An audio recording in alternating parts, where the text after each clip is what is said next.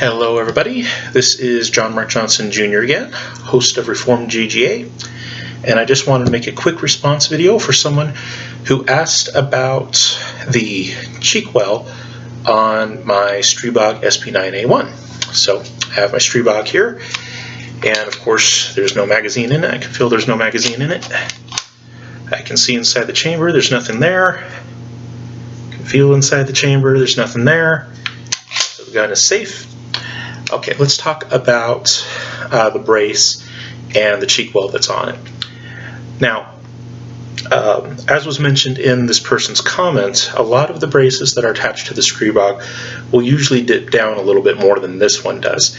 And the idea is to make it a little bit easier to see through the optic properly when you have it properly shouldered. With most guns, you want to take what would be a stock. This is a brace, not a stock, but you would want to have it properly shouldered, and so nice and tight into the shoulder, and then you would want to be able to get a decent place to hold the cheek that will naturally line up with the sight. And if I do that with this one, I'm looking over my sight. This is not at all natural. Now I can get real low on it and do it that way, but I look totally scrunched up and it's not very comfortable. So this is not exactly the most comfortable substitute for a proper stock. It's not. What I wind up doing with this one, because it is only 9mm, it doesn't have a lot of recoil, I don't actually have to have it all the way down into the shoulder, and so I'll usually bring it up a little bit more and lock it in that way. Now the back end of the stock is actually not making contact with my body at all. Just not stock, this is a brace. The bottom end of the brace is what's making contact. The top end of the back of the brace is not at all. I can actually put my hand there. It's not going to make contact with my body at all.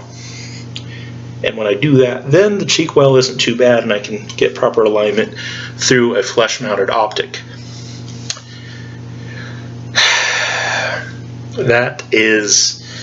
So it's not exactly ideal.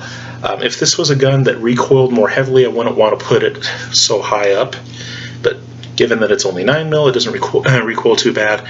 I just move the brace further up, and then the cheek well and sight alignment is not terrible, it's not great, but it's not terrible, and I can use it. If you're someone though that really likes to have it firmly into your shoulder, a proper stock is always going to be best, of course. Or if you want something that requires less paperwork, doing a brace that's going to be a little bit lower mounted so that it raises the stock relative to your shoulder position would be a better fit for you. The reason why I have this particular brace, and there's other braces out there that accomplish the same goal, but the reason why I have this particular brace on it and I have it mounted so high on the gun is to mitigate muzzle flip. This gun has a telescoping bolt in it that actually comes up pretty high on the gun. There's the main bolt, and then there's an entire mass of the bolt that comes up into the upper frame, and when the gun recoils, that upper mass in the top of the gun tends to want to make the muzzle flip. So my solution is to put the brace directly in line with that upper mass of the bolts so that I don't get nearly as much muzzle flip. Okay, and so it's more of a control issue of being able to control the gun under relatively fast fire conditions and relatively tight spaces. It's not at all ideal for long distance or anything like that. If I'm going to shoot long distance, I really do want a proper shoulder to shoulder it properly, and that's just hard to do with these braces. These braces were not designed to be shouldered, they're braces. And so that just doesn't really work out all that well. However, this particular one was designed to take force from the bottom, not from the top, and so if I rest it high on the shoulder with the back end not touching anything and then go down, then it's not bad at all, and it's very manageable. And I've had several people shoot it in this configuration with the brace up this high and able to get good and functional accuracy.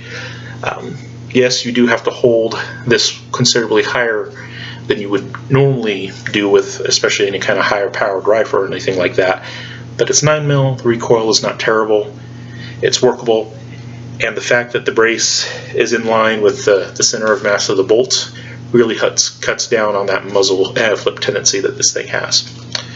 All right, so that's it. Thank you all for watching. Bye.